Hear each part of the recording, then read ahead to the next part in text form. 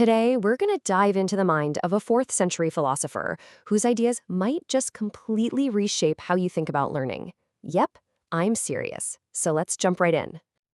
Look, we're all trying to get better, right? To learn things that actually make a difference in our lives. But with all the noise out there, all the information being thrown at us, how do you find the stuff that really matters? The kind of knowledge that truly transforms you? Well, believe it or not, a pretty powerful answer comes from Saint Augustine of Hippo. This guy lived over 1,600 years ago, but his take on education, honestly, it feels like he could have written it yesterday. Now, what's so fascinating about Augustine is that he never actually laid out a formal step-by-step system for education. He's not one of those thinkers who gives you a neat little blueprint. Instead, his wisdom on learning is kind of woven into the story of his life and all of his writings. This quote, this really gets to the heart of it. For Augustine, learning isn't about memorizing facts for a test or mastering some intellectual system. No, it's an encounter. It's an experience you have, a journey you go on. It's something you live. And that single idea is the key we're going to use to unlock everything else. So digging into his work, we can actually pull out four really distinct and powerful ways that we encounter learning. 4 kinds of experiences that lead to real, lasting understanding. So here's our game plan. We're going to walk through these 4 big encounters: the inner teacher, the restless journey, learning with others, and building good habits. And then we'll wrap up with how we can keep these encounters going in our own lives. All right, let's dive into our first encounter, and this one is all about looking inward. You know, in our age of endless pings and notifications and looking for validation outside ourselves, Augustine's idea that the most profound learning happens inside, well, that feels more radical than ever. Augustine is basically pleading with us here. Tune out the external noise for a minute. He was convinced that real truth, real aha moments, aren't just downloaded into your brain by a teacher. It's something you actually discover within yourself, lit up by your own capacity to reason. He actually had a name for this whole process: interiority. Think of it like this ongoing internal conversation you have with yourself, or with what he calls an inner teacher, where you question what you believe, you rethink your perspectives, and ultimately you grow. It's like having a wise mentor living right inside your own head. And he even gives us a kind of roadmap for it. First, you got to stop focusing on all the external stuff. Second, you go inside.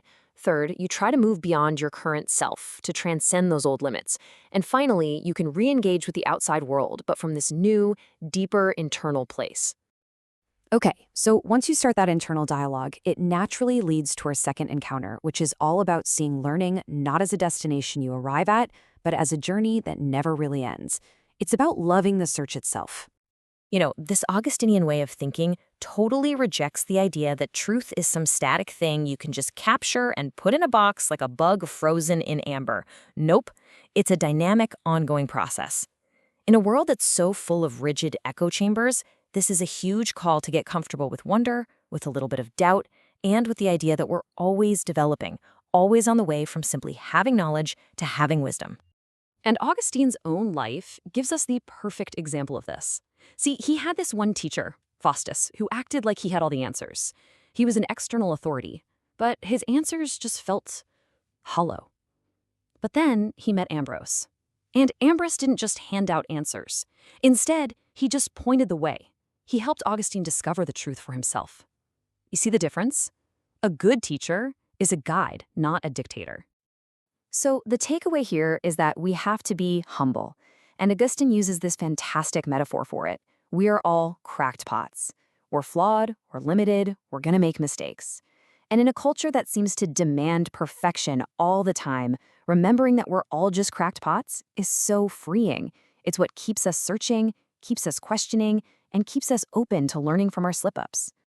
Which brings us right to our third encounter. And this one is a biggie.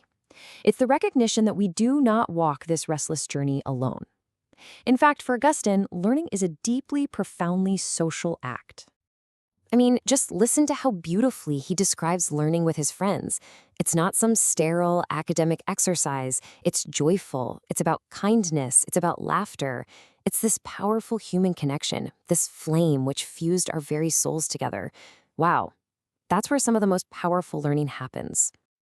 And look how practical this is. It's about just talking and laughing, reading interesting books together, being able to go from telling jokes 1 minute to having a really deep conversation the next. And this one, disagreeing without it turning into a fight. What a vital skill for today, right? It's in all these simple, everyday moments that we really teach and learn from each other. But it goes even deeper than your immediate circle of friends. This idea stretches out to this broader sense of social responsibility. For Augustine, my learning is connected to your learning.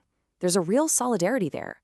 Your growth is tied to my growth, and mine is tied to yours. We're all in this together.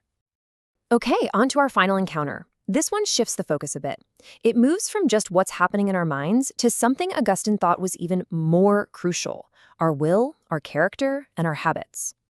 Augustine had this huge realization that the biggest roadblock to learning often wasn't about being smart enough. It was an internal battle, a struggle of the will. The real fight is getting ourselves to want to learn the right things, to love what is good, and to build the character to actually go after it. And this is such a brilliant metaphor for it. Knowledge isn't the final building. It's just the scaffolding. It's the temporary support system we use to build something much more permanent, much more important. A person of humility, of virtue, of good character. The learning is always in service of who we are becoming. And this leads to some incredibly wise and practical advice for anyone who teaches, mentors, or is even a parent. Augustine knew you have to meet learners where they are emotionally. If they're tired, you bring cheerfulness. If they're bored, you find something new and exciting. If they're afraid, you meet them with kindness and build trust. You have to tend to the whole person, not just their intellect. So how do we wrap all this up? Well, the huge takeaway from Augustine is that education is never really done. It's a process, a journey with no final destination in this life. It's something we have to keep on doing, to continually engage with. And he leaves us with this final, memorable piece of advice, which was inspired by a line from Scripture. Ask, seek, and knock. Ask for help to build those good habits of the will. Seek your way forward on that restless journey toward understanding. And knock on the doors of your community so you can learn with and from other people. You see, each of those actions, asking, seeking, and knocking, it all leads you back to that very first encounter, that transforming experience of looking within. So the question I want to leave you with is this. In your own life, right now, in your own learning, which of these encounters will you seek out first?